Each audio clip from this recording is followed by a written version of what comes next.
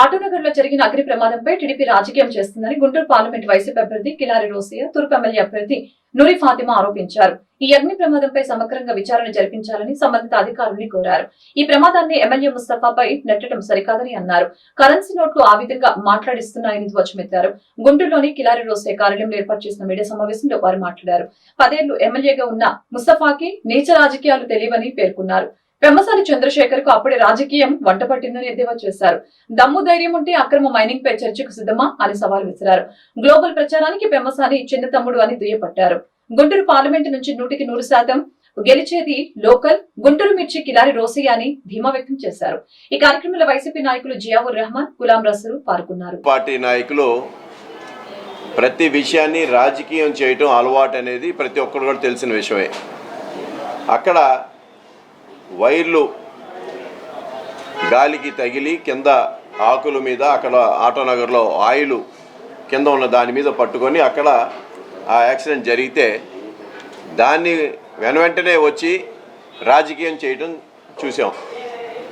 మా వైఎస్ఆర్ కాంగ్రెస్ పార్టీ అక్కడ బ్రహ్మాండమైన ఆటోనగర్లో మీటింగ్ జరిగింది. ఆ మీటింగ్ పడిన రోజు రాత్రి మా వైఎస్ఆర్ కాంగ్రెస్ పార్టీ కార్యకర్త రెహమాన్ గారు మరి కాలం చేశారు హార్ట్ అటాక్ వల్ల. ఆ అంత్యక్రియల్లో మరి మా వైఎస్ఆర్ కాంగ్రెస్ పార్టీ నాయకులందరూ కూడా ఉన్నారు. ఆ టైంలో జరిగిన ఈ ఒక అగ్ని ప్రమాదాన్ని కూడా రాజకీయం చేయటం, దాన్ని కూడా మరి మా ఎమ్మెల్యే గారు ముస్తఫా గారి మీద కూడా మాట్లాడటం మేము చూసాం. అందుకని ఈరోజు ఈ సమాధానం చెప్తా ఉన్నాం. ఇవాళ మేము కూడా ఆ ఇన్సిడెంట్ని నిజ నిర్ధారణ చేయవలసిందిగా మేము కూడా డిమాండ్ చేస్తూ ఉన్నాం. ఎందుకంటే ప్రతిదాన్ని రాజకీయం మేము కూడా చేయొచ్చు. ఇవాళ మా మీటింగ్ బ్రహ్మాండంగా జరిగింది కాబట్టి మీ మీటింగ్కి కనీసం 150 మంది కూడా రాలేదు కాబట్టి మీరే ఇది చేశారని నేను కూడా చెప్పచ్చు. కానీ నేను అలా చెప్పట్లా.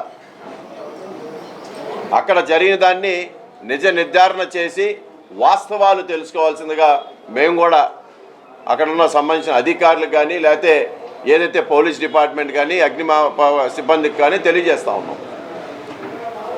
ఈరోజు ఏదైతే అక్కడ చేరిన నాయకులందరూ కూడా పెమ్మసాని దగ్గర నుంచి కొత్తగా నోట్ల వాసన చూసి వెళ్ళిన వాళ్ళందరినీ కూడా మేము గూడలో చూసాం.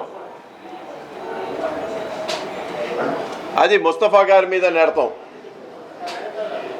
ఇవాళ ఏదైతే ఆ ప్రాంతంలో మా ముస్తఫా గారి గురించి ప్రతి ఒక్కరు కూడా తెలిసిన విషయం, ఎలాంటి వ్యక్తి అనేది కూడా లేదు. నోట్ల కట్ల కోసం వెళ్ళిన నాయకులు ఎలాంటి వారు, ఎలాంటి కుట్రలు చేస్తారో కూడా అందరికీ తెలిసిన విషయమే. అక్కడికి వెళ్ళి పూర్తి స్థాయిగా ఏం జరిగింది అనేది ఫ్రమ్ ద స్టార్టింగ్ అక్కడే ఉన్నాము.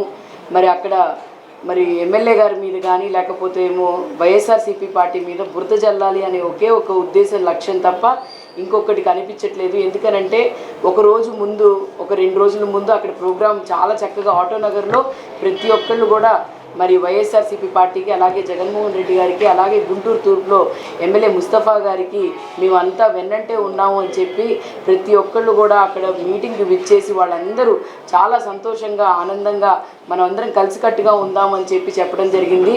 అది చూసి ఓర్వలేక నిజంగానే ఓటమి భయం ఏ విధంగా పట్టుకుందంటే నీచాది నీచంగా ఏ విధంగా వీళ్ళంటే నన్ను చూసి, ఒక ఆడపిల్లని చూసి వాళ్ళు భయపడుతున్నారు అంటే దాన్ని బట్టి అర్థం చేసుకోవచ్చు వాళ్ళు ఏ విధంగా ఉన్నారని చెప్పి.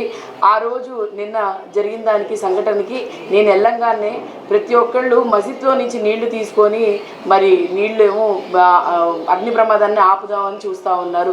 అప్పటికి అక్కడికి వెళ్ళిన సమయంలో ఫైర్ వెహికల్ రావడం జరిగింది. ఇంకా మళ్ళీ మరి అలాగే డిస్ట్రిక్ట్ ఫైర్ ఆఫీసర్తో మాట్లాడి ఇంకొక వెహికల్ కూడా నేను తెప్పించడం జరిగింది. అలాగే ట్యాంకర్స్, కనెక్టింగ్ ట్యాంకర్స్ కూడా, ప్రైవేట్ ట్యాంకర్స్, అలాగే మా మంచినీళ్ళ ట్యాంకర్స్ని కూడా తెప్పించడం జరిగింది. అన్నీ చేశాము.